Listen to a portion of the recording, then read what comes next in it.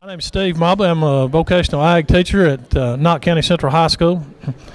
My lovely wife back here named my project Don't Be Coy. Got to give her some credit there.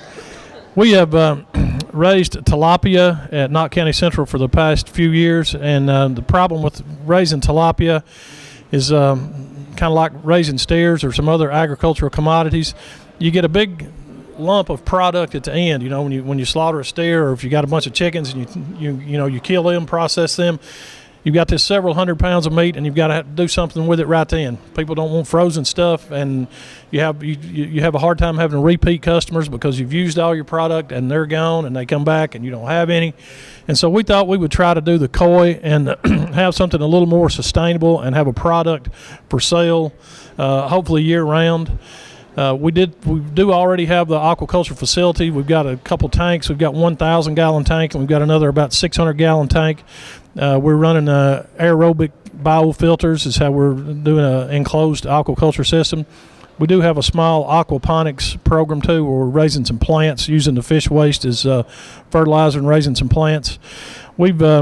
I'm kind of like Sherry. She's a fellow ag teacher. We actually did student teaching together back about 100 years ago, I think, something like that. But we're pretty innovative and pretty creative, and we've played this system a little bit. I got a grant for the aquaponics a few years ago, and we're actually double dipping on this grant. We're getting $2,000 because we're going to do the entrepreneurship program as well. So I've got a team. We're going to try to develop a program as to how to market these koi. We think we're going to have basically two different markets for the koi. We have just the more common pond type fish that you would sell to landscapers, pet stores, people are going to use. And there's also an industry out there where people show koi. And some of these fish are sell for hundreds of dollars, if not thousands of dollars a piece. So we're kind of hoping we get a few of those. And it's kind of like raising livestock. You know, they're livestock, but they're in a tank. That's my background. That's what I've done is producing livestock, and we're doing the same kind of thing with the koi. I'll be the first to tell you, I don't know a whole lot about raising koi. I know a lot about aquaculture, and I know a lot about raising livestock, but koi in particular, very little background.